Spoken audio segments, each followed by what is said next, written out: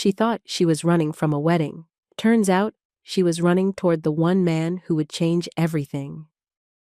Vanessa St. Clair had it all: wealth, status, a picture-perfect fiancé. Until she discovered the man she was about to marry was destroying her family from the inside. One desperate escape through a blizzard, one deadly crash, and one mysterious mountain man later. She'd learned that sometimes you have to lose everything to find what's real. But when her two worlds collide, will the choice between her gilded cage and true love tear them both apart? Or will a blue-collar mechanic prove that some bonds are stronger than blood, money, and every lie she's ever been told? If you're watching this, hit that subscribe button and drop a comment telling me where you're watching from. I want to know if you believe in second chances. The wipers couldn't keep up with the snow. Vanessa gripped the steering wheel so hard her knuckles turned white. Her wedding dress was bunched up around her waist, the delicate lace catching on the gear shift every time she moved. She'd kicked off her heels miles ago. They were somewhere on the passenger floor, buried under her purse and the stolen folder. The phone rang again. Grant's face lit up the screen for the 7th time. She jabbed the answer button without taking her eyes off the road. Vanessa. His voice was smooth, controlled. That made it worse. Where are you? Away from you. Come back. We can talk about this. Talk? She laughed, but it came out sharp and ugly. You mean the way you talked to my father while stealing from him? Or the way you talked to me about our future while framing him for fraud? Silence. Then his voice dropped lower, colder. You took something that doesn't belong to you. The ledger belongs to the FBI now. I mailed it from the gas station. She was lying. The USB drive was tucked inside her bra, pressed against her racing heart. But he didn't need to know that. You just destroyed your family, sweetheart. Your father's name will be dragged through the press. Everyone will think he's guilty. And when they find out his precious daughter is the one who turned him in, I'm saving him! Her voice cracked. He's innocent, and I have proof. Proof? Grant laughed. You have a flash drive full of numbers you don't understand. Who's going to believe you over me? I'm a respected financial consultant. You're the unstable heiress who ran out on her own wedding. The road curved sharply. Vanessa yanked the wheel. The tires slid on the ice before catching again. Stay away from me, Grant. I can't do that. You're my fiancé. People will expect me to find you, to bring you home safe. It's what a concerned husband-to-be would do. The word husband made her stomach turn. We're done. We're done when I say we're... She threw the phone onto the passenger seat. It bounced once and kept ringing. The snow was coming down in thick sheets now, swallowing the road ahead. She could barely see 10 feet in front of her. The GPS had lost signal 20 minutes ago, and she wasn't even sure if she was still heading toward Asheville or if she'd taken a wrong turn somewhere in the mountains. It didn't matter. She just needed distance, space, time to think. The phone stopped ringing for about 30 seconds. Then it started again. Vanessa glanced down, just for a second, to hit decline. When she looked up, there were eyes in the road, 2 bright points of light reflecting her headlights. A deer. She screamed and jerked the wheel hard to the right. The car fishtailed. The back end swung out wide, and suddenly she wasn't turning anymore. She was spinning. Trees whipped past the windows in a blur of white and black. The guardrail rushed toward her, and she threw up her hands like that would help, like she could stop a 2-ton vehicle with her bare palms. Metal screamed against metal. The impact threw her against the seatbelt. Glass exploded inward, and cold air hit her face. And then the car was falling. No, not falling, sliding, tilting forward, nose down. the front wheels dropping over the edge of something she couldn't see. She was going to die in a wedding dress on a mountain in Virginia, and Grant was going to get away with everything. The car jerked to a stop. Vanessa gasped, her breath fogging in the sudden cold. The front windshield was cracked in a spiderweb pattern. Through it, she could see nothing but darkness and falling snow.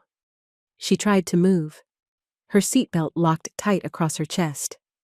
The car groaned under her, a deep metallic sound that vibrated through the frame.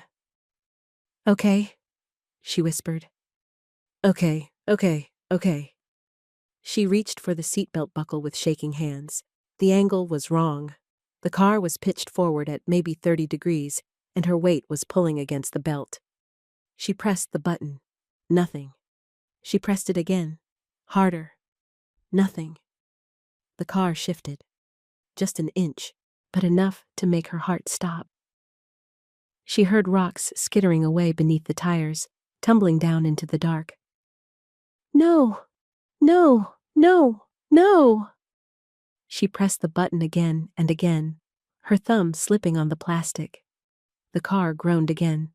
The front end dipped lower. Vanessa opened her mouth to scream, but no sound came out.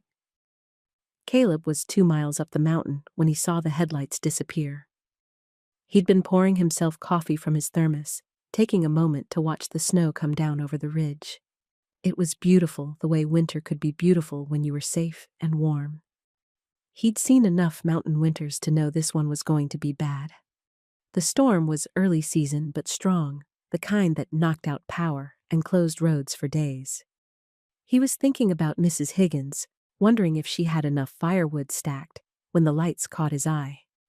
They were far off, down near the switchback curve on Route 27, moving too fast for conditions. He watched them weave once, twice, and then gone. Not like they'd gone around the bend. Gone like they'd been swallowed. Hell! Caleb set down the thermos and put the truck in gear. The chains on his tires bit into the fresh snow as he rolled forward, heading toward the curve. He radioed dispatch out of habit, even though he knew they wouldn't answer. The storm had taken down half the cell towers already. Static hissed back at him. He drove carefully, following the tracks. They wove across both lanes, a clear pattern of someone who'd lost control. When he reached the curve, he saw the gap in the guardrail.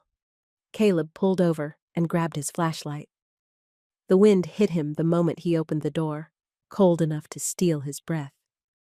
He pulled his collar up and walked to the edge. The beam of his flashlight cut through the snow. 20 feet down the slope, a black sedan was nose down over a ravine, its back wheels barely touching solid ground. The whole car was balanced on a shelf of rock that jutted out from the hillside. Below that, nothing but darkness. "You've got to be kidding me." He could see someone moving inside, arms flailing against the driver's side window. Caleb ran back to his truck. He kept rescue gear in the bed: rope, a winch, a harness, bolt cutters, a first aid kit. He'd pulled 3 people out of ditches this winter already, but never from anything like this. He tied off the rope to his truck's rear hitch and clipped into his harness. Then he backed up toward the edge, letting the rope take his weight as he descended. The slope was steep and slick. His boots slid more than stepped, and he had to grab at exposed roots to keep from tumbling. Halfway down, his hand caught on a sharp branch and opened up his side, but he didn't have time to check it. When he reached the car, it shifted under his weight. He froze. "Don't move!" he shouted toward the window. The woman inside. He could see her now, could see the white fabric of what looked like a dress. Had her face pressed against the glass. Her eyes were wide, terrified. He motioned for her to stay still. She nodded, but he could see her whole body shaking. The back passenger window was already broken, probably from the crash. He reached through carefully and unlocked the back door, easing it open. The car groaned but held. Caleb climbed inside, moving slow and deliberate. The interior was tilted so far forward that he had to brace himself against the seats to keep from sliding. Broken glass crunched under his knees. "I'm going to get you out," he said. The woman turned her head toward him. Her face was pale, her mascara smeared in dark tracks down her cheeks. "The seat belt," she gasped. "It's stuck." He could see the problem. The belt had locked up from the impact, and the release mechanism was jammed from the angle. He pulled his knife from his belt. "I'm cutting you loose. When I do, you're going to fall forward. I'll catch you." She nodded again, quick and jerky. He reached across her and started sawing through the belt. The nylon fibers split under the blade. The car shifted again, a long grinding sound as the front tires slipped on the rock. "Faster," she whispered. "I'm trying." The belt snapped. She pitched forward with a cry, and Caleb caught her around the waist. She was small, lighter than he'd expected, and she grabbed onto his arms with both hands like she was drowning. "I've got you. Come on." He pulled her back through the seats, guiding her toward the open door. She moved awkwardly, her dress catching on everything, but she didn't complain. When they reached the back door, he pushed her out first and then followed. The moment his weight left the car, it made a horrible sound, metal scraping against rock. The shelf was giving way. "Move!" Caleb shoved her up the slope, away from the car. She stumbled in the snow, falling to her hands and knees. He grabbed the back of her dress and hauled her upward, half dragging her. Behind them, the car groaned one last time, and then it was gone. The sound of it crashing through the trees below seemed to go on forever. Vanessa turned back to look, but the man, the stranger who'd just saved her life, caught her face and turned it away. "Don't look. Keep climbing." She climbed. Her hands were numb, her feet bare and burning with cold. The man climbed behind her, one hand on her back, steadying her when she slipped. When they finally reached the top, she collapsed in the snow next to the guardrail. She couldn't catch her breath, couldn't think. Her whole body was shaking so hard her teeth chattered. The man was breathing hard too. He stood over her, hands on his knees, his face shadowed in the dark. "You hurt?" he asked. She shook her head. She didn't trust her voice. "Can you walk?" Another shake. He sighed and scooped her up without asking permission. She was too shocked to protest. He carried her to his truck, a huge thing with chains on the tires and a tow rig on the back, and set her in the passenger seat. The cab was warm. The heater was blasting. She started crying, not sobbing, just silent tears that ran down her face and dripped onto the ruined silk of her dress. The man climbed into the driver's seat and put the truck in gear.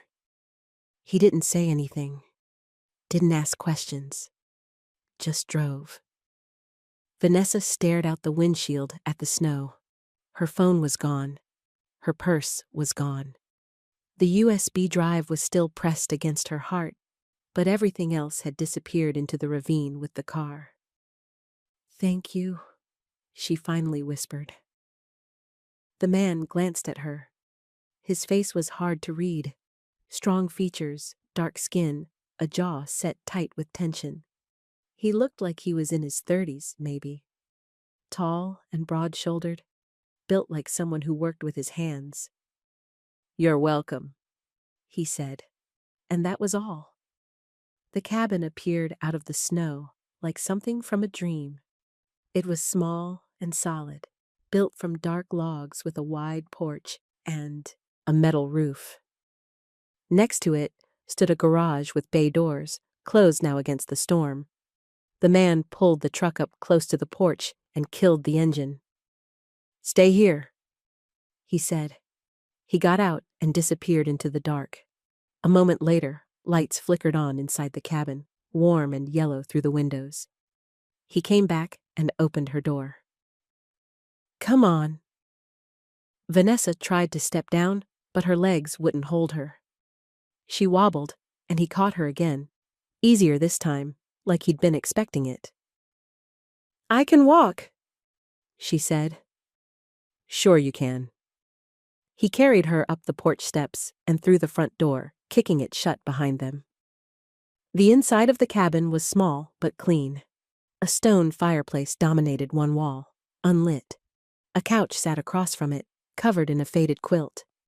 The kitchen was just a few feet away, a sink, a stove, some cabinets. Everything was simple, functional. He set her on the couch and stepped back. "You're hypothermic," he said. "I'm going to start a fire. Don't move." She didn't move. She couldn't. She just sat there, shivering, watching him kneel by the fireplace and stack logs with quick, efficient movements. He lit the kindling with a match, and within minutes, flames were licking up the wood. The warmth hit her face, and she closed her eyes. When she opened them again, he was standing in front of her with a blanket. "Arms up." She raised her arms. He wrapped the blanket around her shoulders, then pulled the quilt off the couch and layered that on top. She was buried in fabric, but she still couldn't stop shaking. "What's your name?" he asked. "Vanessa." "Caleb." He stepped back, crossing his arms. "You want to tell me why you were driving 80 miles an hour in a blizzard wearing a wedding dress?" She looked down at herself. The dress was torn and muddy, the hem black with road grime. She'd forgotten she was still wearing it. "It's complicated." "I bet." He walked to the kitchen and filled a kettle with water, setting it on, the stove. She watched him move, calm, deliberate, like he'd done this 100 times before. "Where are we?" she asked. "Miller's Crossing, my property." "Where's that?" "Middle of nowhere." He glanced back at her.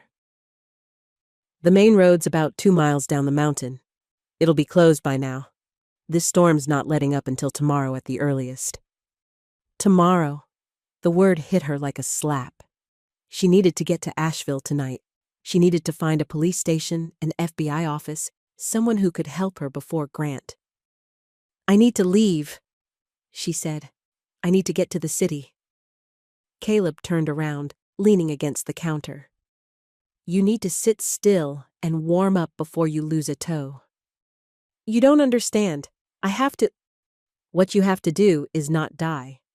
His voice was firm, not unkind.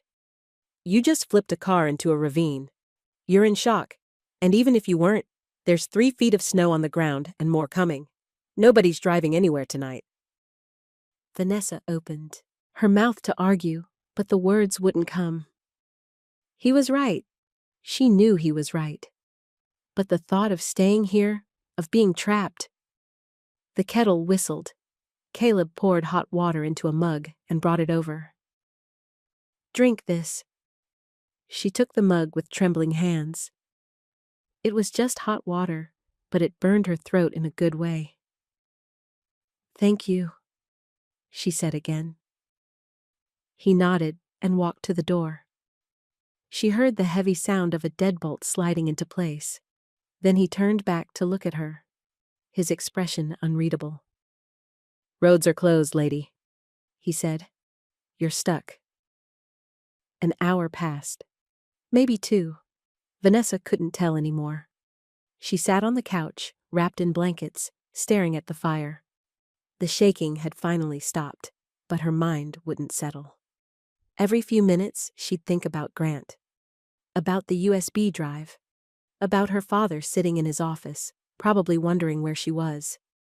Caleb moved around the cabin like she wasn't there. He added logs to the fire. He opened cabinets, in the kitchen, taking inventory. He disappeared into what looked like a bedroom and came back with dry socks, which he tossed onto the couch next to her without a word. She pulled them on, They were massive gray wool that went up past her knees, but they were warm. "I need to call someone," she said. Caleb was standing by the window, looking out at the storm. "Phone's dead. Lines went down an hour before I found you." "What about a cell phone?" "No signal. Tower's out." He turned to face her. "And even if it wasn't, I don't have one." She stared at him. "You don't have a cell phone?" "Don't need one. Everyone needs a cell phone." "I don't." He walked back to the kitchen and opened the refrigerator.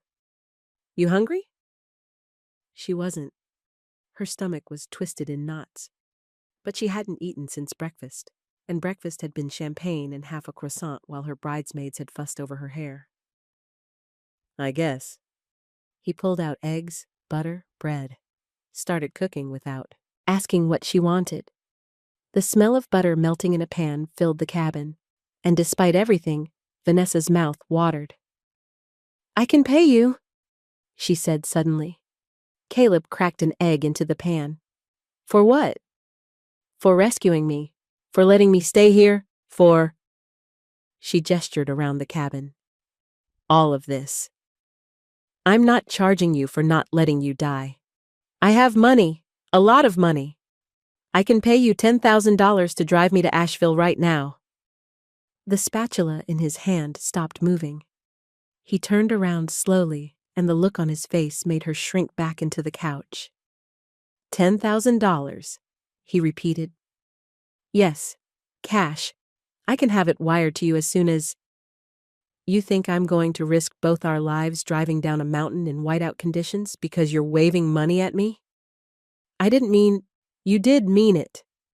He pointed the spatula at her. "You think because you've got money, you can just buy your way out of anything. Buy your way out of a blizzard. Buy your way out of consequences." Heat flooded her face. "That's not what I—" "That's exactly what you meant." He turned back to the stove, flipping the eggs harder than necessary. "I don't want your money, and I'm not driving anywhere tonight. You want to leave so bad, door's right there." Vanessa looked at the door. She thought about opening it, walking out into the storm. Making it to the road on foot, flagging down a car, except there wouldn't be any cars. There was just snow and darkness and miles of empty mountain. "I'm sorry," she said quietly. He didn't respond. Just slid the eggs onto 2 plates, added toast, and carried one over to her. He set it on the arm of the couch and took his own plate to the small dining table by the kitchen. They ate in silence. The eggs were good, better than good. Perfectly cooked, seasoned with salt and pepper. The toast was golden brown, buttered on both sides. When she finished, she set the plate aside and pulled the blankets tighter around herself. "I really am sorry," she said. "I didn't mean to insult you." Caleb looked up from his plate. His expression had softened, just a little. "You're scared. I get it. But I can't help you if you don't trust me. I don't know you." "No," he agreed. "You don't." She wanted to trust him. He'd saved her life, after all. But trust was what had gotten her into this mess in the first place. She'd trusted Grant, trusted him with her heart, her future, her family's business, and he'd been lying to her the entire time. Caleb stood and collected their plates, washing them in the sink. "There's a bedroom in the back. You should get some sleep." "What about you?" "I'll take the couch." "This is your house. I can't—" "I'm not arguing about this." He dried his hands on a towel. "You've been through hell tonight. Go lie down." Vanessa wanted to argue, but exhaustion was creeping up on her like a wave. She stood, wobbled, and steadied herself on the arm of the couch. "Thank you," she said for the 3rd time that night. Caleb nodded. "Bathroom's through there if you need it. Extra blankets in the closet." She walked to the bedroom on unsteady legs. It was small, just big enough for a double bed and a dresser. The walls were bare except for one photograph on the nightstand. A younger Caleb, standing next to an older man in front of a garage. Both of them were grinning, covered in grease. She crawled into the bed without bothering to take off the ruined dress. The sheets were clean and smelled like detergent. The pillow was soft. She closed her eyes and was asleep in seconds. Vanessa woke to gray light filtering through the curtains. For a moment, she didn't know where she was. Then it all came rushing back. The crash, the rescue, the cabin. She sat up. Her body ached everywhere. Her shoulders, her neck, her ribs where the seat belt had caught her. She touched her face and felt the grit of dried mascara. The bedroom door was open. She could hear movement in the main room, the scrape of a shovel, the thud of boots on wood. She got up and walked to the doorway. The cabin was empty. Through the window, she could see Caleb outside, shoveling snow off the porch. The storm had stopped, but the world was buried in white. It was beautiful and terrible at the same time. She found the bathroom and caught sight of herself in the mirror. She looked like she'd been in a war. Her hair was tangled and matted. Her dress was torn at the shoulder, stained with mud and blood, though she couldn't tell if the blood was hers or Caleb's. Her feet were still bare, except for his socks. She washed her face as best she could, using hand soap and cold water. Then she went back to the bedroom and found a flannel shirt hanging on a hook behind the door. She pulled it on over the dress. It was huge on her, but it was warm and it covered the worst of the damage. When she came out, Caleb was back inside, stamping snow off his boots. "You're up," he said. "Yeah." He looked at her, really looked at her, and something in his expression shifted. "That's my shirt." "I'm sorry. I can take it off if—" "No, it's fine." He turned away, pulling off his coat. "There's coffee on the stove." She poured herself a cup. It was strong and bitter, but it cleared some of the fog from her head. She stood by the window, looking out at the mountains. "How much snow is there?" she asked. 3 feet, maybe more." He came to stand next to her.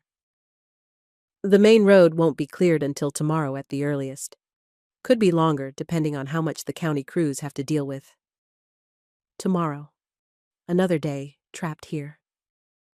"What about your neighbors?" she asked. "Could they help?" "Mrs. Higgins is 2 miles south. She's 83. Even if I could get to her, she couldn't get us out." Vanessa's chest tightened. "So we're stuck." "We're stuck." She took a sip of coffee, trying to keep her voice steady. "We should set some ground rules. Then, for living together. Temporarily." Caleb raised an eyebrow. "Ground rules?" "Yes, like privacy and boundaries, and—" "You can say it. You're worried I'm going to try something." "No, I didn't—" She stopped, took a breath. "I don't know you, and you don't know me. I just think it would be better if we were clear about expectations." He studied her for a long moment. Then he nodded. "Fine. Rule 1. You stay out of my way. I stay out of yours. Rule 2. You don't touch my tools in the garage. Rule 3. You pull your weight. I'm not your maid." "I can do that." "Good." He walked back to the kitchen. "Rule 4. You tell me the truth." She froze. "About what?" "About why you ran." He turned to face her. "And don't tell me it's complicated. I've got nothing but time." Vanessa set down her coffee cup. Her hands were shaking again. "It's not safe." "What's not safe?" "Talking about it, knowing about it." She wrapped her arms around herself. "The less you know, the better. That's not how this works. You're in my house. If someone's coming after you, I need to know." "No one's coming after me. Not here. They don't know where I am." "They?" She didn't answer. Caleb crossed his arms. Let me guess. Runaway bride. Cold feet. Family drama. It's not like that. Then what's it like? She wanted to tell him. God, she wanted to tell someone. But if she told him the truth about Grant, about the embezzlement, about the USB drive, she'd be dragging him into a mess he didn't deserve. I can't, she said. Can't or won't? Both. He stared at her for a long moment. Then he shook his head and walked toward the door. I'm going to check on the generator. Try not to burn the place down. The door slammed behind him. Vanessa stood in the empty cabin, listening to the wind whistle through the eaves. She felt like she was going to cry again, but she swallowed it down. She'd been swallowing things down her whole life. Fear, anger, the feeling that nothing she did would ever be good enough. She'd swallowed her doubts about Grant, her worries about her father's company, her suspicion that something was wrong long before she'd found the proof. And now she was here, trapped in a cabin with a stranger, wearing his shirt and his socks, drinking his coffee. She walked back to the window. Caleb was outside the garage, bent over a metal box in the snow. He moved with the kind of confidence that came from years of practice, sure-handed, efficient, unbothered by the cold. She watched him work until her coffee went cold. By late afternoon, the temperature inside the cabin had dropped. Vanessa noticed it first in her fingers, then in her toes. She added another log to the fire, but it didn't seem to help much. Caleb came in from the garage, his face tight with frustration. Generator's shot, he said. What does that mean? It means we're running on the wood stove and whatever the fireplace can give us. He stripped off his gloves. Main power's out across the mountain. Could be days before they get it back. Days? Maybe a week. Vanessa felt panic rising in her throat again. A week? She couldn't stay here a week. She had to get the USB drive to the FBI. She had to clear her father's name before Grant planted more evidence. There has to be another way, she said. There isn't. Caleb walked to the fireplace and knelt down, checking the logs. We conserve heat, stay close to the fire, and wait it out. What about Mrs. Higgins? You said she's elderly? Is she okay? He glanced up at her, surprised. She's got a wood stove and enough food for a month. She'll be fine. But what if she needs help? She's got a CB radio. If she needs something, she'll call. As if on cue, a crackling sound came from the corner of the room.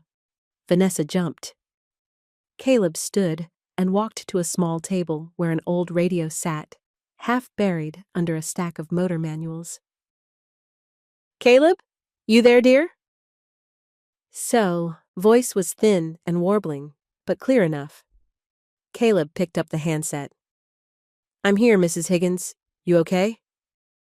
Oh, I'm fine. Just wanted to check on you. This storm's a nasty one.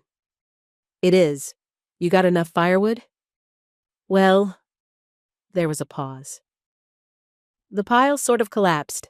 I've been bringing in what I can reach, but most of it's buried now. Caleb's jaw tightened. How much you got inside? Maybe enough for tonight. Tomorrow if I'm careful. Damn. He rubbed his face.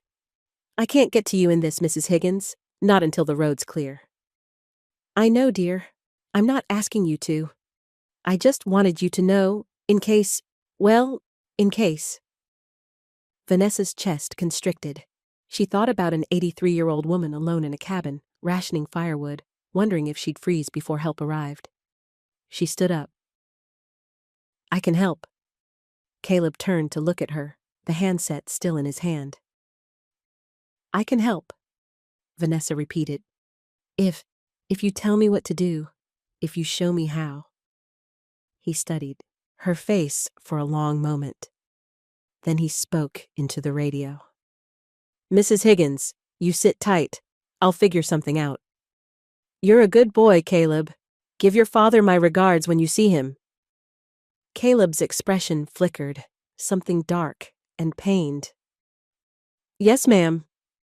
He set down the handset and turned to Vanessa. You serious? Yes. You ever split wood before? No. You ever worked with your hands at all? She thought about her days at the office, signing papers, reviewing spreadsheets, attending meetings where men in suits talked over her. No, but I can learn. Caleb looked at her, really looked at her, for the first time since they'd met. Not with judgment or frustration, but with something like curiosity. All right, he said. Get some boots on. We've got work to do. The work was brutal. Caleb gave her a pair of his old work boots, too big, but she stuffed the toes with newspaper and a heavy coat that smelled like motor oil. Then he led her out to the garage. The garage was warmer than the cabin, heated by a small wood stove in the corner. Tools hung on the walls in neat rows, wrenches, hammers, saws, things she didn't have names for. In the center stood a truck with its hood open, engine parts scattered on a workbench nearby. First, you need to understand heat, Caleb said. Fire needs 3 things: fuel, oxygen, and heat. You take away any one of those, the fire dies. You understand? Vanessa nodded. Good. Now the wood stove is the most efficient way to heat the cabin, but it burns through wood fast. We need to keep it fed, which means we need to bring in more wood from outside, split it, and stack it where it can dry. He handed her a pair of work gloves. They were stiff and too large, but better than nothing. For the next 2 hours, they worked. Caleb showed her how to carry logs without straining her back, how to stack them so air could circulate, how to check for rot and insects. He was patient, correcting her when she made mistakes, but never making her feel stupid. When she dropped a log on her foot, thankfully cushioned by the oversized boot, he just picked it up and handed it back to her. Again, he said. So she did it again. Her hands started to blister. Her shoulders burned. Sweat dripped down her back despite the cold. But she didn't stop. At one point, she tried to lift a log that was too heavy. She staggered under the weight, and Caleb caught it before it could fall. Not that one, he said. Start with the smaller ones. I can do it. I know you can, but there's no point hurting yourself to prove it. She looked up at him. His face was serious, but not unkind. I'm not trying to prove anything, she said. Yeah, you are. He set the log aside. You're trying to prove you're not useless, that you can pull your weight. I get it, but you don't have to break your back to show me that. Vanessa's throat tightened. She looked away, blinking hard. Come on, Caleb said. Let's take a break. They went back inside. Caleb made soup, canned chicken noodle, heated on the propane camp stove. They ate sitting on the floor in front of the fireplace, too tired to bother with the table. You did good today, Caleb said. I dropped half the logs. But you picked them back up. He took a sip of soup. That's what matters. They sat in silence for a while, listening to the fire crackle. Outside, the wind had picked up again. Snow scratched against the windows like fingernails. Why'd you become a mechanic? Vanessa asked. Caleb shrugged. My dad was one. Taught me everything he knew. Seemed like the natural thing to do. Is he still around? No.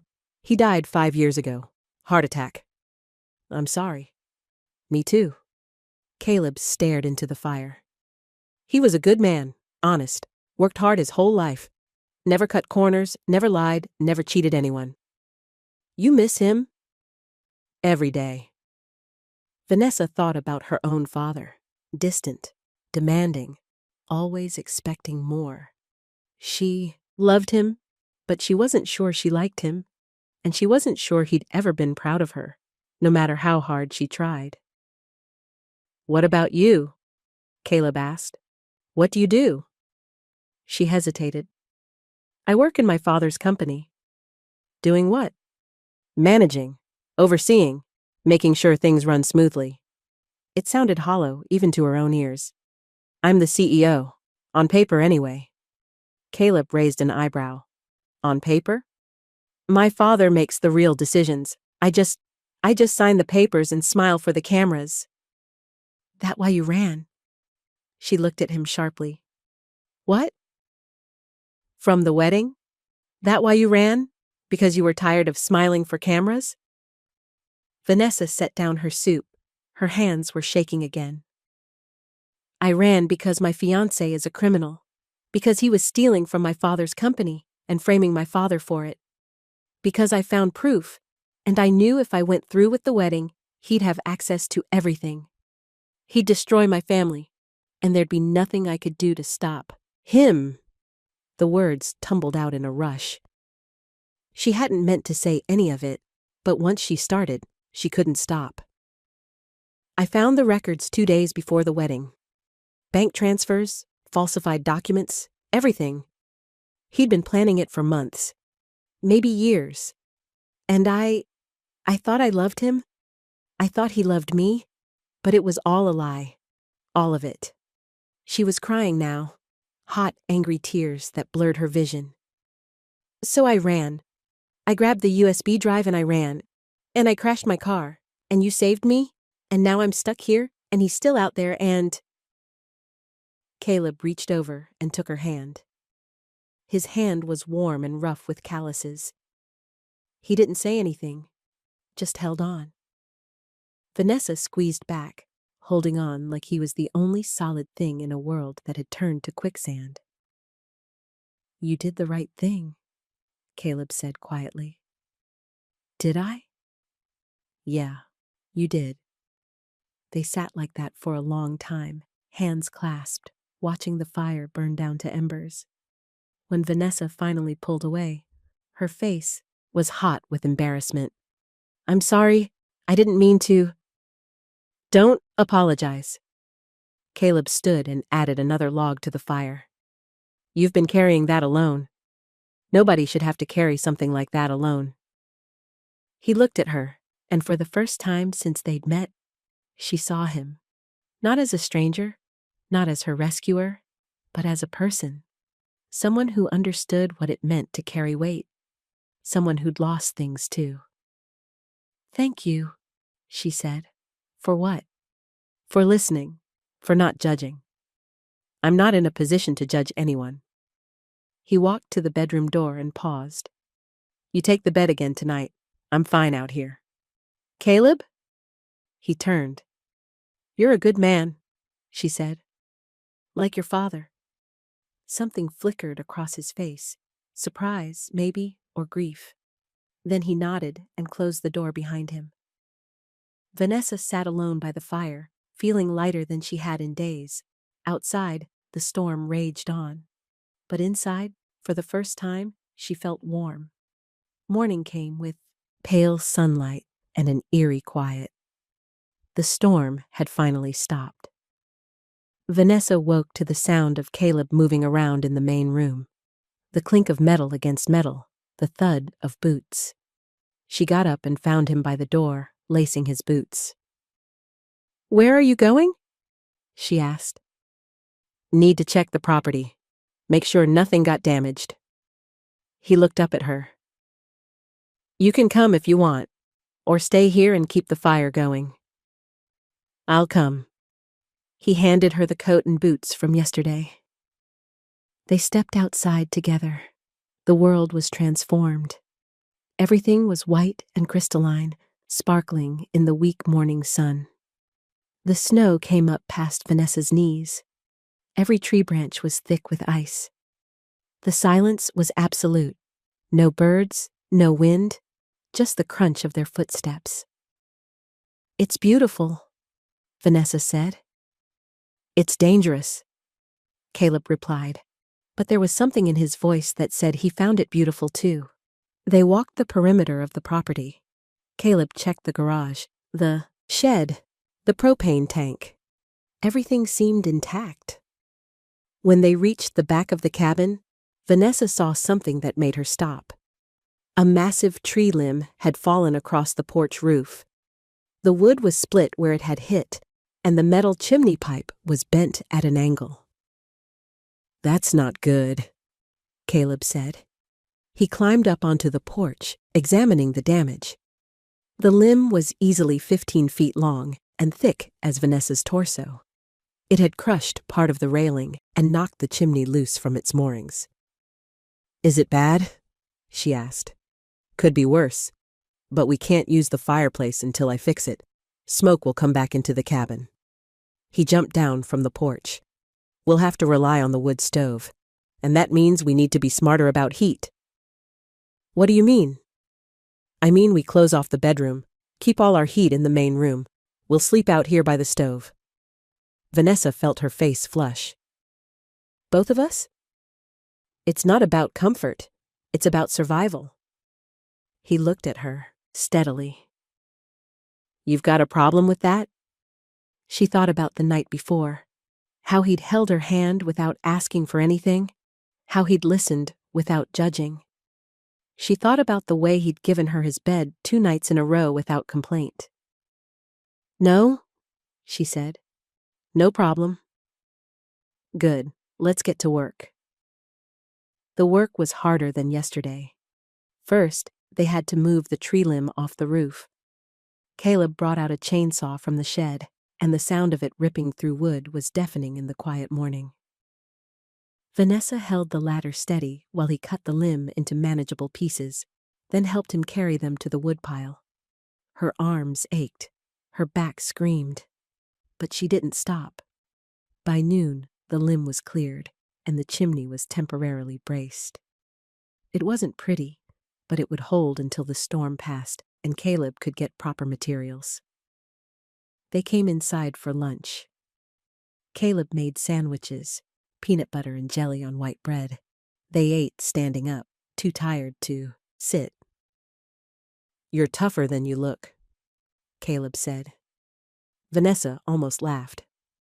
"I don't feel tough." "Tough isn't about how you feel.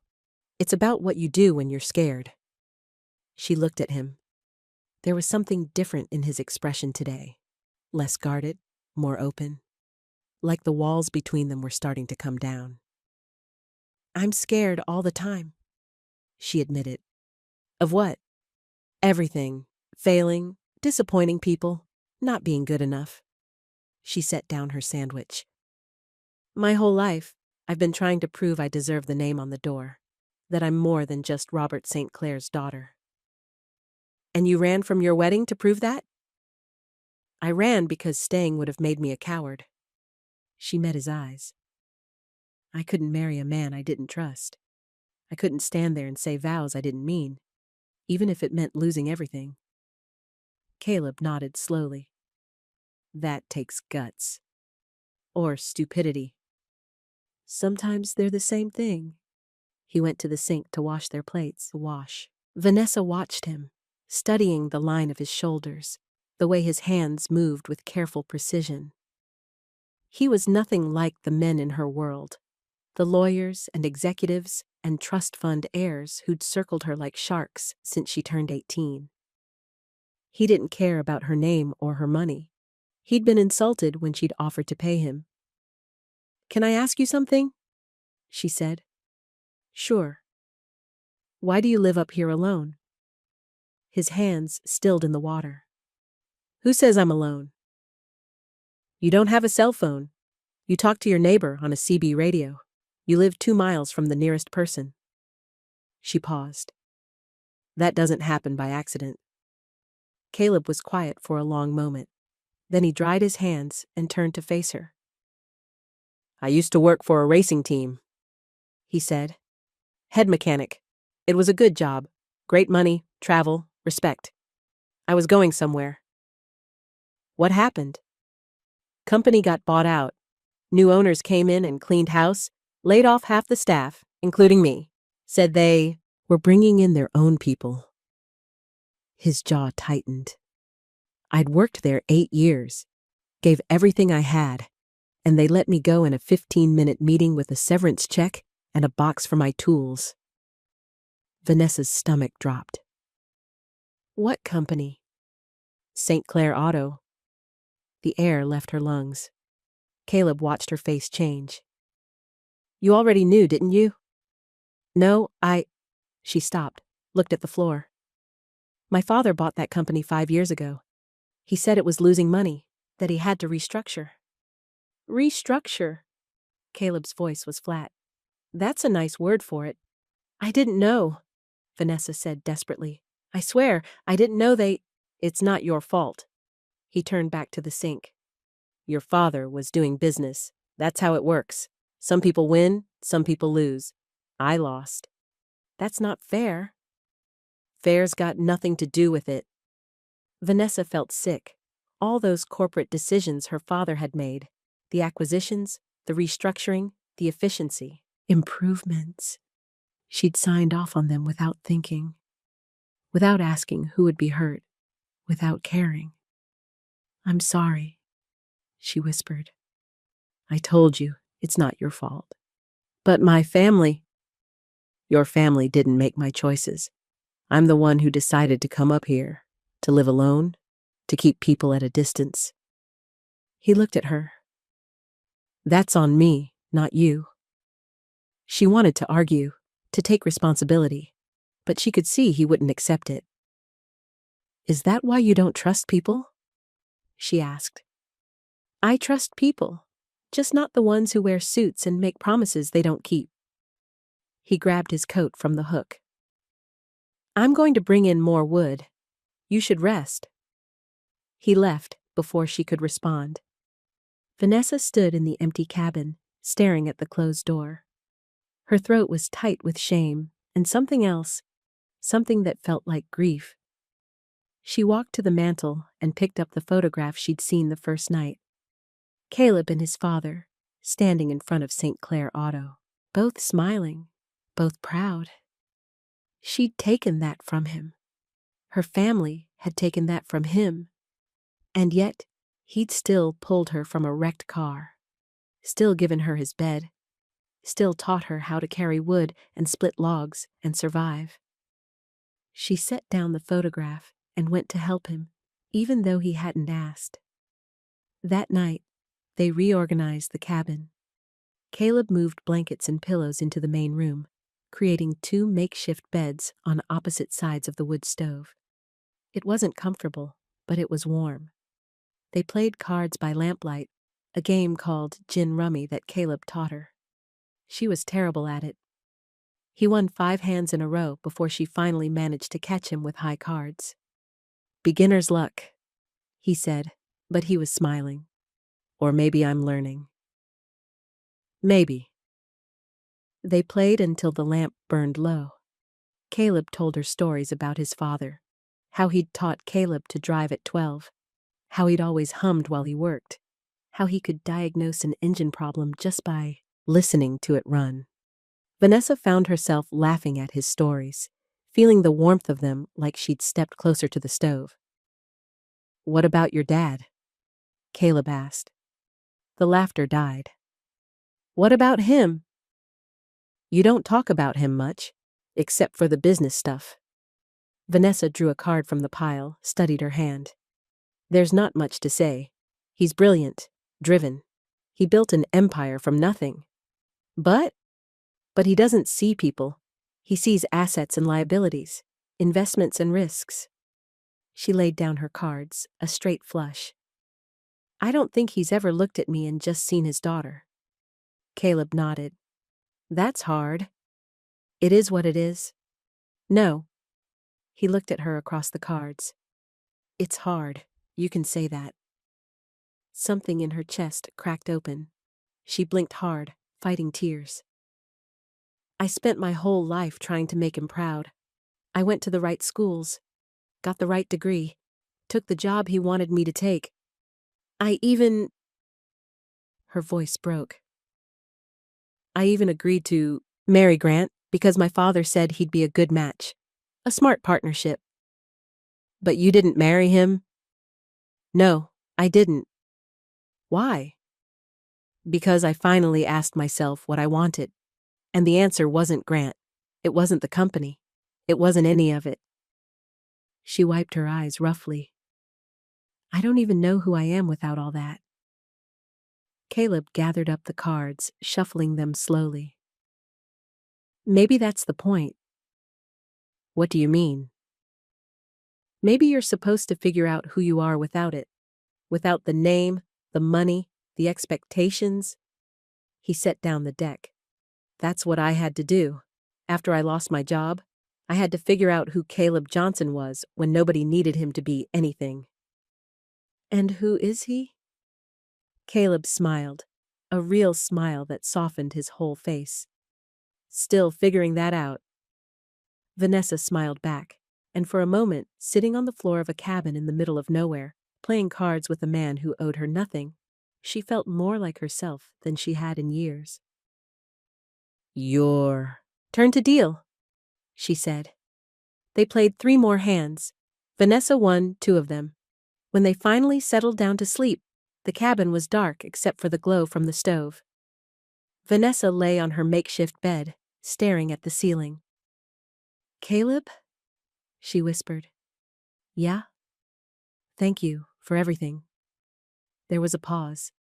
Then his voice came through the darkness, warm and certain. You're welcome. Vanessa woke to the sound of Caleb hissing in pain. She sat up, disoriented. Gray dawn light filled the cabin. Caleb was sitting on the edge of his bed, one hand pressed to his left side, his face tight. What's wrong? She asked. Nothing. Go back to sleep. But she was already crossing the room. You're hurt. I'm fine. You're not fine.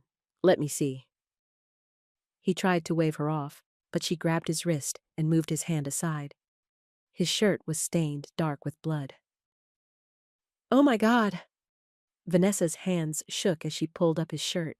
There was a gash along his ribs, maybe 4 inches. Long, crusted over, but still seeping. When did this happen? When I pulled you out of the car, caught it on a branch. That was 2 days ago. She stared at him. Why didn't you tell me? It's not that bad. It's infected. She could see the redness spreading from the wound, the heat radiating from his skin. You need antibiotics. You need a hospital. I'm not going to a hospital for a scratch. This isn't a scratch, this is... She stopped herself. Getting angry wouldn't help. Okay. Do you have a first aid kit? Under the sink. She found it and brought it back. A metal box with bandages, antiseptic, painkillers. Not enough for something like this, but it was all they had. Take off your shirt, she said. Vanessa, take it off. Now. He sighed and pulled the shirt over his head. Vanessa tried not to stare at his chest, the muscle and scars and dark skin, but it was hard. He was beautiful in the way mountains were beautiful. Solid and strong and ancient. Focus. She soaked a cloth in antiseptic and pressed it to the wound.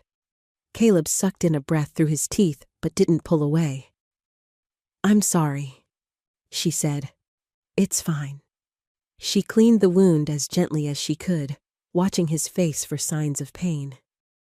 He kept his expression neutral, but she could see the tension in his jaw, the way his hands gripped the edge of the bed. When she was done cleaning it, she applied antibiotic ointment and fresh bandages. Her hands were steady now, focused on the task. You need to rest, she said. And drink water. And if it gets worse, we're getting you off this mountain somehow. Yes, ma'am. She looked up and found him watching her. There was something in his eyes. Gratitude, maybe, or surprise. What? She asked. You're good at this. At playing nurse? At taking care of people. The compliment hit her harder than it should have. She looked down at her hands, at the blood under her fingernails. I'm just doing what you did for me. No, he caught her hand. You're doing more than that. Their eyes met, held. Vanessa's heart was pounding so hard she was sure he could hear it. They were so close. Close enough that she could see the flecks of gold in his dark eyes. Close enough to feel the heat coming off his skin.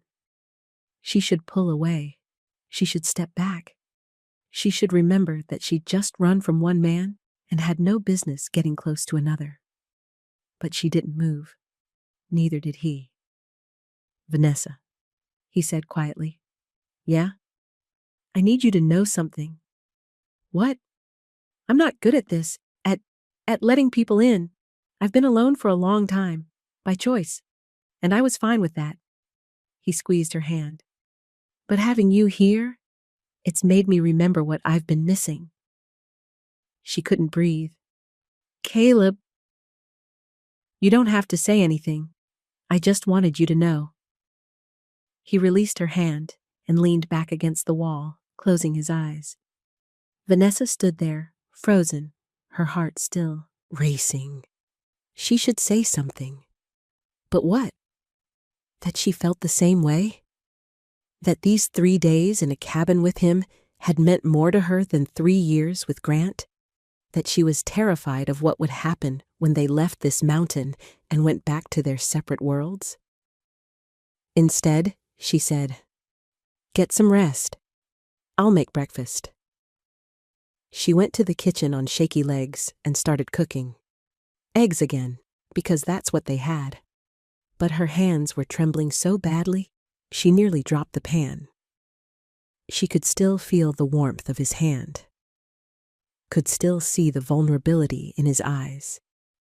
She'd come up this mountain running from love, or what she'd thought was love. And she was starting to realize she might have found something real. The afternoon was warmer. The snow on the porch was melting, dripping in steady streams from the roof. Caleb had fallen asleep on his bed, exhausted from fever and pain. Vanessa sat by the window, keeping watch. Around 3 o'clock, she heard it, a distant rumble, getting closer. An engine. She ran to the door and looked out. Coming up the driveway was a sheriff's SUV, its lights flashing, its tires churning through the slush. Reality came crashing back. The USB drive, Grant, her father. Everything she'd been running from was about to catch up. Vanessa touched the drive through her shirt. It was still there, still pressed against her heart. She had to protect it. Had to protect Caleb. The SUV stopped in front of the cabin. A man got out, tall, white, wearing a uniform and a serious expression. Vanessa opened the door before he could knock. "Miss St. Clair?" the sheriff said. "Yes." His hand moved toward his holster. "Are you all right? We've been looking for you since—" "I'm fine." She stepped out onto the porch, pulling the door closed behind her. "I crashed my car in the storm. Mr. Johnson here rescued me and gave me shelter." The sheriff looked past her at the cabin. "Is he inside?" "Yes, he's resting. I need to speak with him." "Why?" Vanessa felt panic rising.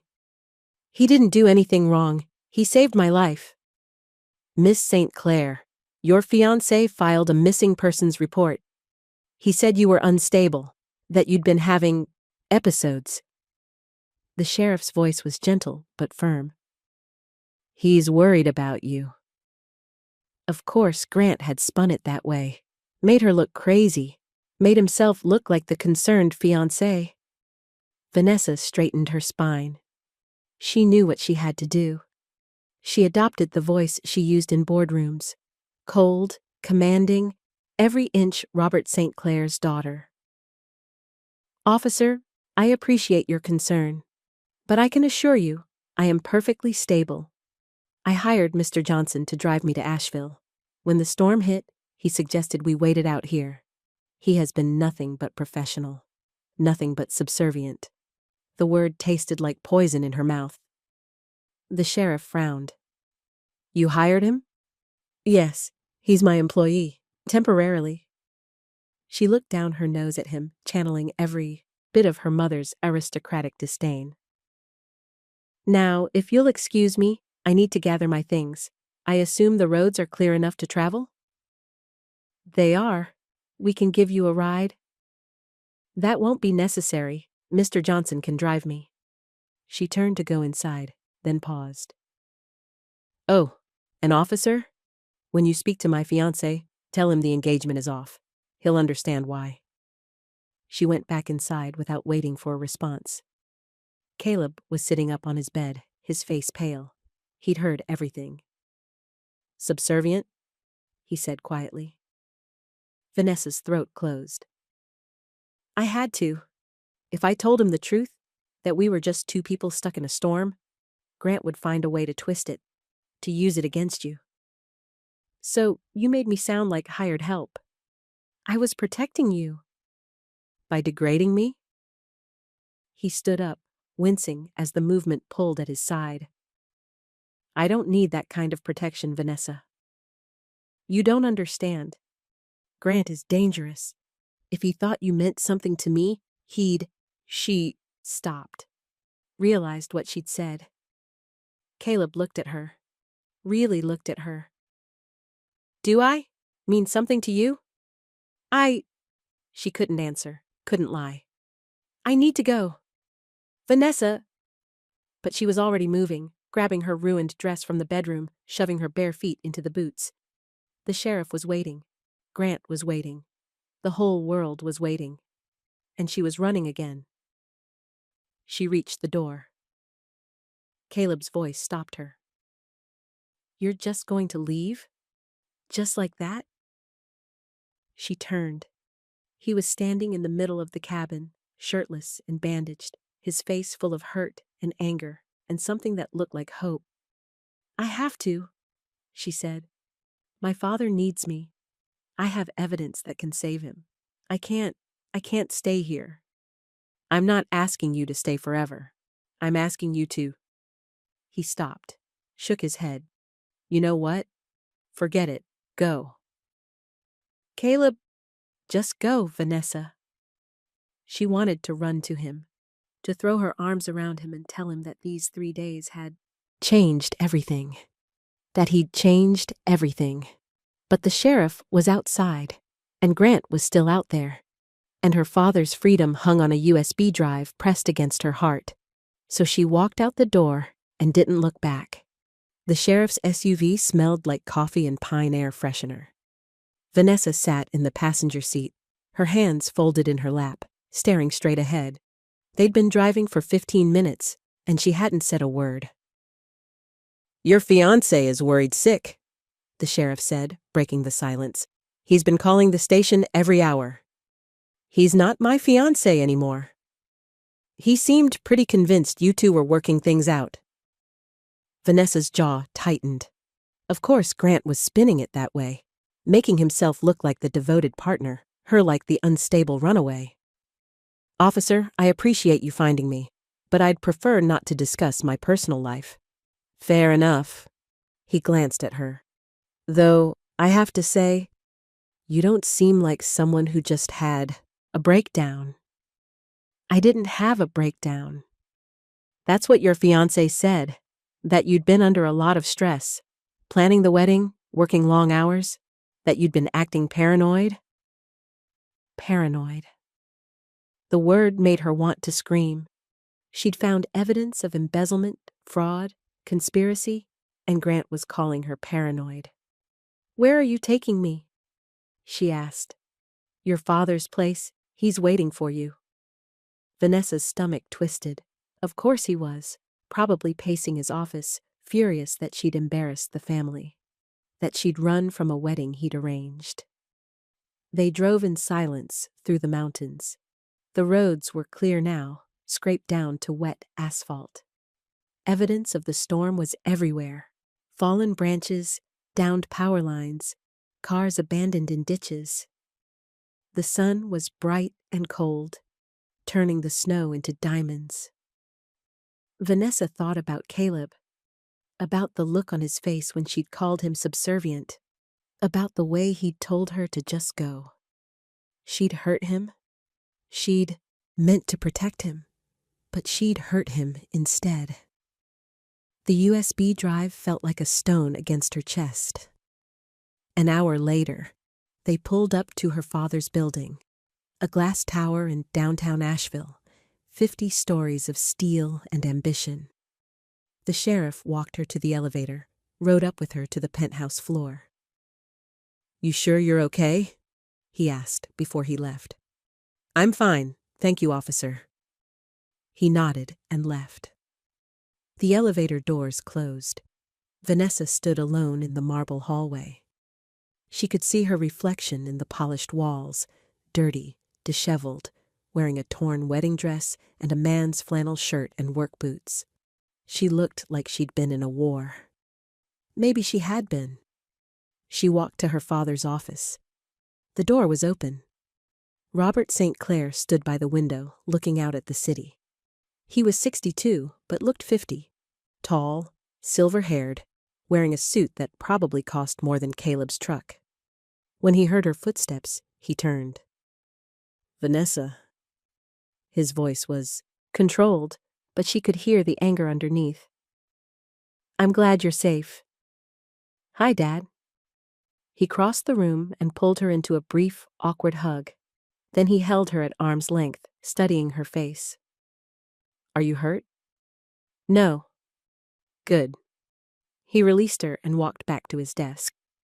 "We have a lot to discuss." Vanessa stayed where she was. "Where's Grant?" "He's been staying in the guest room. He wanted to be here when you got back." Her father sat down, gesturing for her to do the same. "Vanessa, what happened? Why did you run?" "I found something." "Found what?" She pulled the USB drive from inside her shirt and set it on his desk. "Evidence of fraud, embezzlement. Grant has been stealing from the company for over a year. He's been moving money through shell corporations, falsifying records, and framing you for it." Her father picked up the drive, turned it over in his hands. His expression didn't change. "That's quite an accusation." "It's not an accusation. It's the truth. Everything's on there, bank transfers, emails, audio recordings." She leaned forward. "Dad, he was going to let you take the fall. He was going to marry me and wait for you to go to prison, and then he'd have control of everything." Robert St. Clair was quiet for a long moment.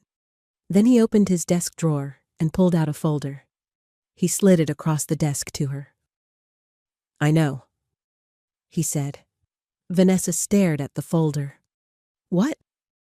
"I've known for 3 weeks. My forensic accountants found the discrepancies. I've been building a case with the FBI." He tapped the folder. "Grant Sterling will be arrested by the end of the week." The room tilted. Vanessa gripped the edge of the desk. "You knew? For 3 weeks?" "Yes." "And you were still going to let me marry him?" Her father's expression hardened. The wedding was the perfect cover. Grant thought he was still in control. He got careless, made mistakes.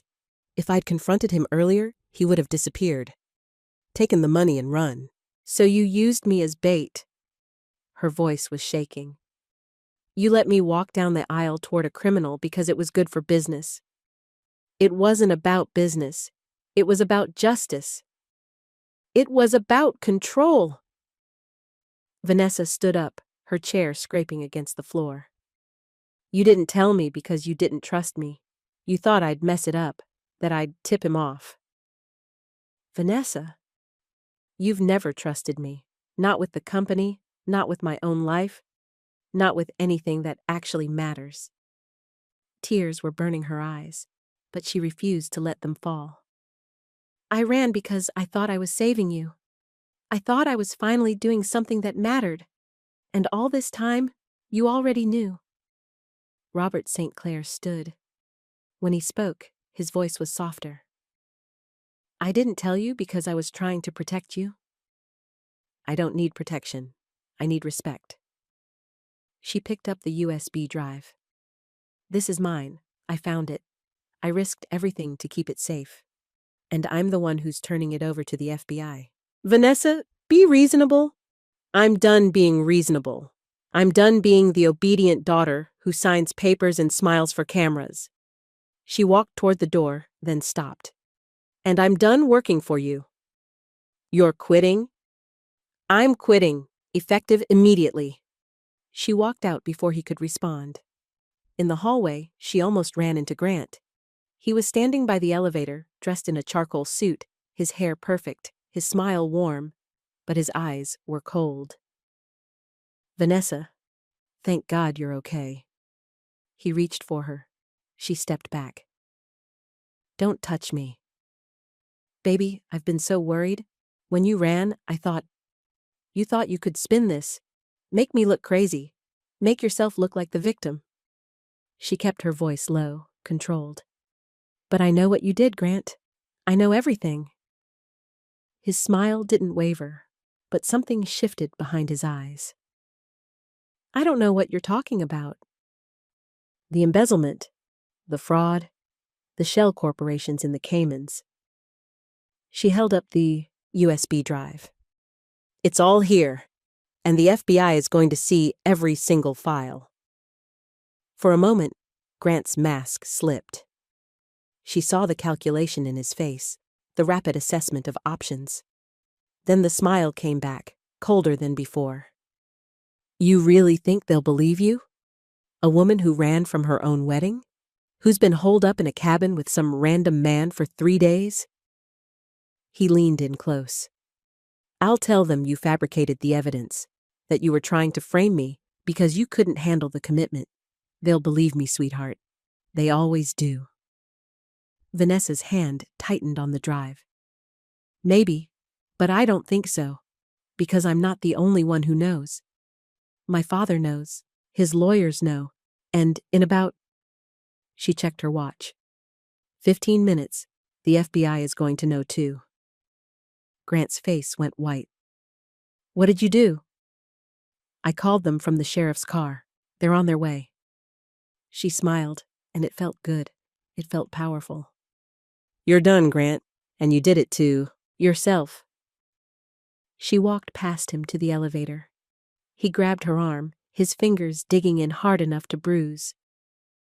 You're making a mistake, he said. Vanessa looked down at his hand, then back up at his face, and she remembered Caleb, the way he'd caught her when the car was falling, the way he'd taught her to carry wood, the way he'd held her hand by the fire and told her she'd done the right thing. She thought about strength, real strength, not the kind that came from money or power or control, the kind that came from doing the right thing even when it cost you everything. She pulled her arm free. No, marrying you would have been the mistake. This. She held up the USB drive. This is the first smart thing I've done in years. The elevator doors opened. She stepped inside. Grant was still standing in the hallway, his perfect facade cracking, when the doors closed between them. 3 days later, Vanessa stood in her apartment packing. The FBI had taken her statement. They'd arrested Grant at his office, led him out in handcuffs while news cameras rolled. Her father's lawyers had held a press conference, explaining that Robert St. Clair had been cooperating with federal investigators to expose fraud within his company. The story was everywhere. CNN, the Wall Street Journal, every social media platform, and Vanessa had told the truth. Not her father's sanitized version. Not the corporate spin, the truth. She'd stood in front of reporters and explained that she'd run from her wedding because she'd discovered her fiancé was a criminal, that she'd crashed her car in a blizzard and been rescued by a mechanic named Caleb Johnson, that he'd given her shelter and asked for nothing in return, that he was a good man, a hero, and she owed him her life. The media had eaten it up. The runaway heiress and her mountain savior. It was romantic, dramatic, perfect for headlines. But it wasn't why she'd told the story. She'd told it because Caleb deserved to be seen, really seen, not as subservient, not as an employee, but as the man who'd taught her what integrity looked like. Now she was packing because she couldn't stay in this apartment anymore, couldn't stay in this city, couldn't keep pretending to be someone she wasn't. Her phone rang. Her father. "Vanessa, we need to talk about your resignation." "There's nothing to talk about. I meant what I said." "You're throwing away your future." "No, Dad. I'm finally choosing my future. For once." She taped up a box of books. "I'm sorry I disappointed you." There was a long pause. Then her father's voice came through, quieter than she'd ever heard it. "You didn't disappoint me. I disappointed you." Vanessa stopped packing. "What?" "I should have told you about Grant, about the investigation. I should have trusted you." He sighed. "Your mother always said I treat you like an employee instead of a daughter. I didn't want to believe her. But she was right." Tears pricked Vanessa's eyes. "Dad, I'm proud of you, Vanessa, for running, for staying safe, for having the courage to tell the truth." His voice was rough with emotion. "Your mother would have been proud, too." Vanessa's mother had died when she was 12. Cancer, fast and brutal.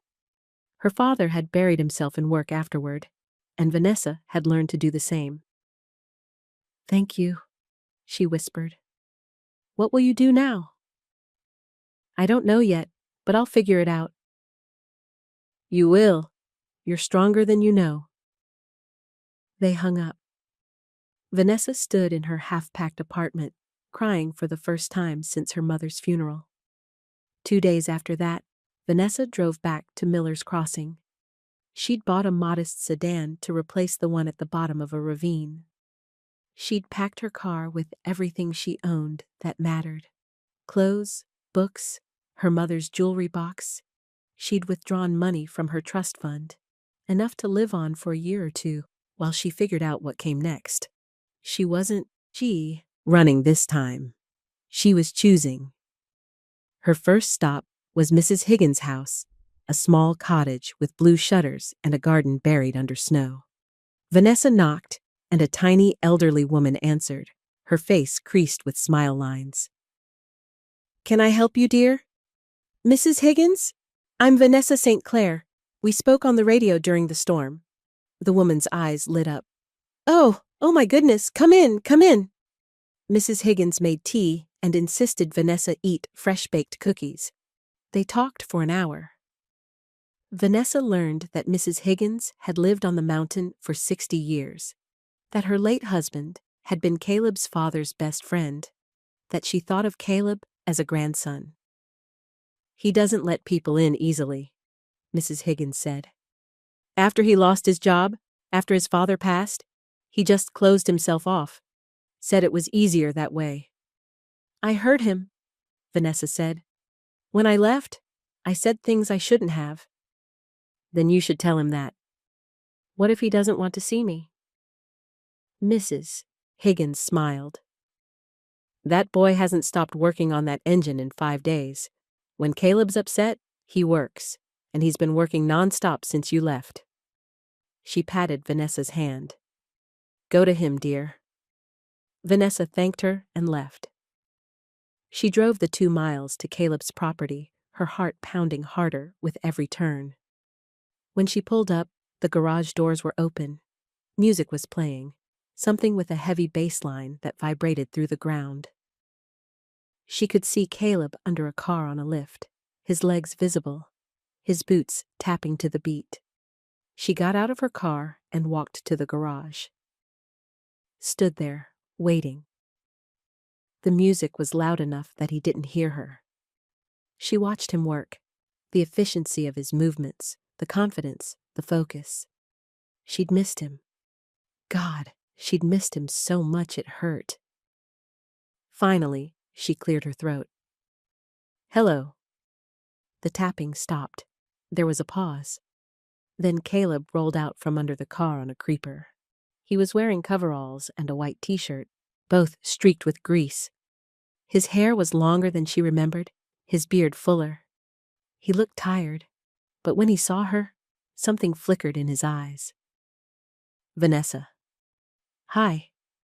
He sat up slowly, wiping his hands on a rag. What are you doing here? I came to apologize. You don't owe me an apology. Yes, I do. She stepped closer. What I said to that sheriff, calling you subservient, treating you like you were less than, that was wrong. I was trying to protect you, but I hurt you instead. And I'm sorry. Caleb stood, tossing the rag aside. I know why you did it. That doesn't make it okay. No, but I understand. He leaned against the car, studying her. I saw you on the news. You told everyone what really happened. I told them the truth, that you saved my life, that you're a good man. She took a breath. The best man I've ever met. He looked away. Vanessa. I quit my job, walked away from the company. I'm not going back. His head snapped back toward her. What? I realized something these past few days. I've been living my father's life, not mine. Making choices to please him, to live up to some image I thought I had to be. She smiled. But up here, in your cabin, I was just me. No name, no money, no expectations. Just Vanessa. And you saw me. Really saw me. Not the CEO, not the heiress. Just me. Caleb's jaw worked. He looked like he was fighting some internal battle. What do you want, Vanessa? I want... She stopped, started again. I want to know if you meant what you said. About letting people in. About remembering what you've been missing. I meant it. Then let me in. She stepped closer, close enough to touch him. I'm not asking for promises. I'm not asking for forever. I'm just asking for a chance. To see where this goes. To figure out who we are together. Caleb looked at her for a long moment. Then he shook his head, and her heart sank. You can't just show up here and expect... He stopped, ran a hand over his face. Damn it, Vanessa. I know it's crazy. I know you have every right to tell me to leave, but He kissed her. It wasn't gentle. It wasn't tentative. It was fierce and desperate and full of all the things they hadn't said. Vanessa gasped against his mouth and then kissed him back, her hands fisting in his shirt, pulling him closer. When they finally broke apart, they were both breathing hard. I thought about you every day, Caleb said. Every damn day. I told myself it was better this way, that you belonged in your world and I belonged in mine, but I couldn't stop thinking about you. I couldn't stop either. He rested his forehead against hers. This is complicated. I know. People are going to talk about us, about... Let them talk. He pulled back to look at her. You sure about this? About me? I've never been more sure of anything in my life. He smiled then, a real smile that transformed his whole face. You know I live in a cabin in the middle of nowhere, right? No cell phone. No fancy dinners. I brought firewood, Vanessa said. A whole truckload. For Mrs. Higgins and for us. Us? If you'll have me. She took his hands. I'm good with numbers. I can learn to change oil. And I'm willing to work for my keep. Caleb laughed, a deep, warm sound that filled the garage. You want to work here? With me? I want to be your partner. In business and in life. If you want that too. He pulled her close again, wrapping his arms around her. She fit perfectly against his chest, her ear pressed to his heart. She could hear it beating, strong and steady. I want that, he said, more than I've wanted anything in a long time. They stood like that for a while, holding each other in the garage while the music played. Outside, the snow was melting. Spring was coming. Eventually, Caleb pulled back. You hungry? Starving. Come on, I'll make us something to eat. They walked to the cabin together. Inside, it looked exactly the same. The fireplace, the couch, the small kitchen. But it felt different now. It felt like coming home. 6 months later, the garage had a new sign. Johnson and St. Clair Auto Repair. It had been Vanessa's idea. Caleb had argued at first, said his name should come second, that it was his garage. But she'd insisted. Equal partners meant equal billing. The business was doing well. Better than well. Word had spread about the quality of Caleb's work, and customers drove from 3 counties away to have their cars serviced. Vanessa handled the books, the scheduling, the customer relations. She'd learned to change oil, replace brake pads, and diagnose basic problems. She still wore Caleb's shirts sometimes, now stained with her own grease. They'd repaired the cabin's roof and added on a small office. Vanessa had moved her things in slowly. Books, clothes, her mother's jewelry box. Caleb had cleared space for her without being asked. It wasn't always easy. They fought. Sometimes about money, about boundaries, about whose turn it was to cook. But they always worked it out, always talked it through. Because that's what partners did. Mrs. Higgins came by every Sunday for dinner. She brought pies and stories and love, and Caleb's face always softened when she called him dear boy. Vanessa's father visited once. It was awkward at first, Robert St. Clair standing in the small cabin, looking out of place in his expensive suit. But he'd shaken Caleb's hand and said, "Thank you for taking care of my daughter." And Caleb had replied, "She takes care of herself. I just get to be there while she does it." Her father had left with tears in his eyes. Now, as spring turned to summer, Vanessa stood on the porch watching the sun set over the mountains. Caleb came up behind her, wrapping his arms around her waist. "You okay?" he asked. "Better than okay." She leaned back against him. "I was just thinking about that night, when I crashed. Scared the hell out of me. Best thing that ever happened to me." He kissed the top of her head. "Me too." They stood there as the sky turned gold and pink and purple. Somewhere in the distance, a bird called. The air smelled like pine and rain and possibility. "Caleb?" "Yeah?" "I love you." She felt him tense, then relax. He turned her around to face him, his hands cupping her face. "I love you too," he said, "more than I knew I could love anyone." They kissed as the sun disappeared behind the mountains. And when they finally went inside, closing the door against the coming night, they did it together.